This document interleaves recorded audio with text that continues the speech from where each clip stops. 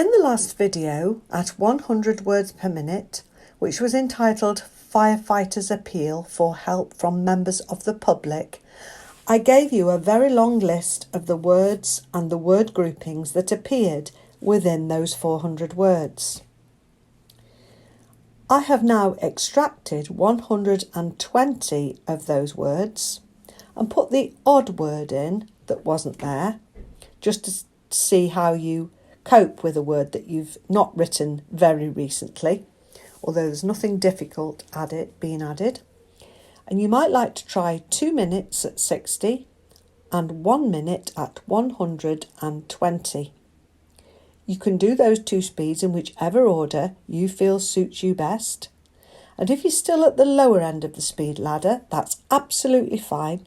Take the 60 and use the dictation for 120 to check your outlines. Then have a little look at the last video and just satisfy yourself that you have used the words and groupings that you learned last time. We're going to write these 120 words in 1 minute. 120 words a minute. Ready? Good evening. I am pleased to see so many of you here. I would like to speak to you about the large number of calls we have had over the past few weeks as a result of the dry weather. In fact, we have had little rain over the past 2 or 3 months. A lot of people have taken the opportunity to light fires in their gardens or in open spaces. One spark can cause grassland fires. In fact, this has been the case on Broad Hill. In the last week, a large number of trees were burned and will have to be cut down. I would like to ask members of the public to avoid lighting fires outside.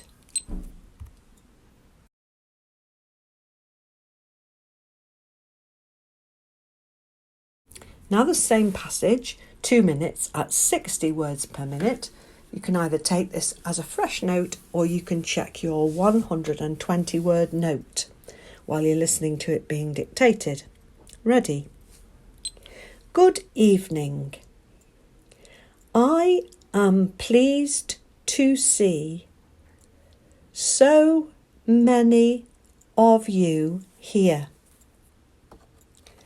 I would like to speak to you about the large number of calls we have had over the past few weeks as a result of the dry weather.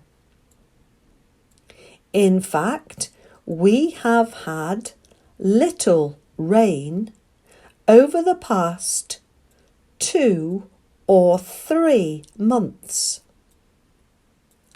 A lot of people have taken the opportunity to light fires in their gardens or in open spaces. One spark can cause grassland fires. In fact, this has been the case on Broad Hill. In the last week, a large number of trees were burned and will have to be cut down. I would like to ask members of the public to avoid lighting fires outside. Now, I would transcribe one of those passages, check your outlines, and then, if you have any mistakes, let's go through them. There's a couple of things I would like to point out. In the last video, the grouping that was on your list was take this opportunity and take the opportunity. Here in this passage, I've changed that to taken the opportunity. So all we have to do is change the C of take to a CN blend for taken, and then the OPR for opportunity. Taken the opportunity. So just a little variation there. Another word that came up into this passage that we didn't have in the last video was the word spark. So it's just SPRK. You wouldn't disjoin the K as we did when we wrote the word spoke, because it joins onto the R quite easily. Now, a very important point is this. Let me read again these two sentences. In fact, this has been the case on Broad Hill. In the last week, a large number of trees were burned. Now, if you haven't got a full stop after Broad Hill, you will be penalised and you will lose a mark in an examination. Because by not putting that full stop, you have changed the meaning of the passage. By not putting the full stop, you're giving the impression that Broad Hill had a fire last week. And that's not necessarily accurate. In fact, this has been the case on Broad Hill, full stop. New sentence. In the last week, a large number of trees were burned. It doesn't say they were burned on Broad Hill. And so that would be ambiguous, and that's why you would lose a mark if you forgot your full stops. So please ensure that your full stops are inserted. If you omit a full stop and it doesn't change the meaning, then you will not be penalised.